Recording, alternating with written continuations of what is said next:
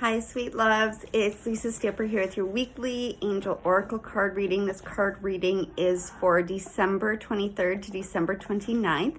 And if you are one of our beautiful souls who celebrate the holidays this time of year, then happy holidays to you and all your loved ones. The card deck that I've been guided to use is the Keepers of the Light Oracle cards by Kyle Gray. The first card that comes through that can help us through our week is Serapis Bey, and he's all about ascension. I'm just going to read more so we can dive a little bit deeper. It says, move into your true self, rise above the darkness, the light is here. Serapis Bey is the light keeper in charge of ascension. He once served as a priest in Luxor, Egypt, helping those passing on to cross over into the light.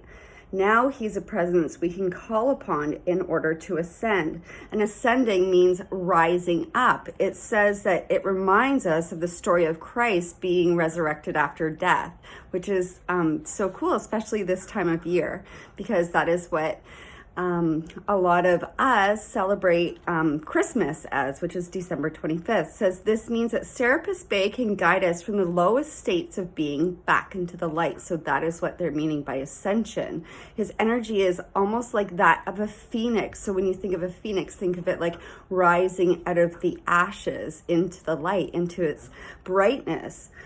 Giving us the support to move out of our own hell or darkness into a space that supports our growth. There's an extended message here, and I'll just let you look at the picture so you can get the energy from it. The stars cannot shine without darkness. You may have experienced a low state of being trauma or depression, but this is a new beginning. Become aware of growth. There's always room for improvement. There's also a sense of presentation now. You may be receiving documentation or certification to acknowledge your growth or experience. It's important to cherish this time and to realize that without the challenges or obstacles you have faced, you wouldn't be as strong, powerful, or focused as you are today. You are ascending personally and spiritually at this time, and the universe is here to support it. How beautiful.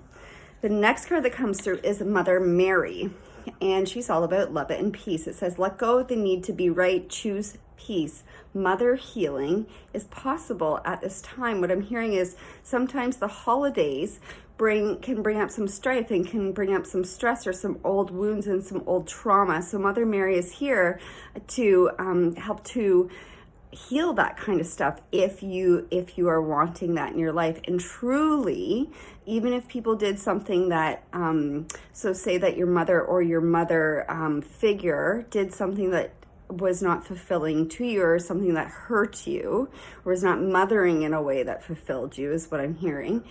Doesn't mean that she didn't love you. She was doing the best that she could. But our real mother is Mother Earth and Spirit and Mother Mary. So let's just dive a little bit deeper. Mary, the mother of Jesus, is one of the best loved saints, masters, and guides of the world. Although she plays a huge part in the Catholic faith, she can bring faith, peace, and love to anyone who calls on her. She is a saint of the people. She works directly with the angels of priests to bring healing to the world, particularly where there is conflict. And she's dedicated to supporting children and mothers. She is the spiritual embodiment of unconditional love and acceptance. So the extended message is, it's time to let go of conflict and the need to be right. The more you fight for the point you want to prove, the unhappier you will be. Pointing out the mistakes or mishaps of others just blocks the road to love in your own life. Mary, the divine mother of acceptance, is with you now, encouraging you to forgive. And really, we forgive for ourselves, because when we carry that energy of unforgiveness in our hearts or in our beings, in our energy, it weighs us down. It actually prevents us from ascending, which is what the other card was. And it prevents us from living our best life. So let's just keep going. Forgiveness is not about letting anyone get away with their bad choices, but about choosing to create your own happiness. Mother Mary also brings healing to you and your mother. If you miss her, are out of contact with her, or have an old trauma that needs healing, know that Mary's miraculous light is here now to wash away the darkness. I actually work with Mother Mary every day. I set up my energetic space and my home with Mother Mary's presence so that everybody who enters can feel peace and love and nurtured and nourished. So she is available to work with anyone who calls upon her. She's a beautiful, such a gentle energy to work with. The next card, and forgive me if I don't pronounce this right, is Cernunnos. Cernunnos is also known as Herne, deals with life force. And he talks about expressing your driving passion, and also sensual and sexual powers are increased. Let's dive a little bit deeper.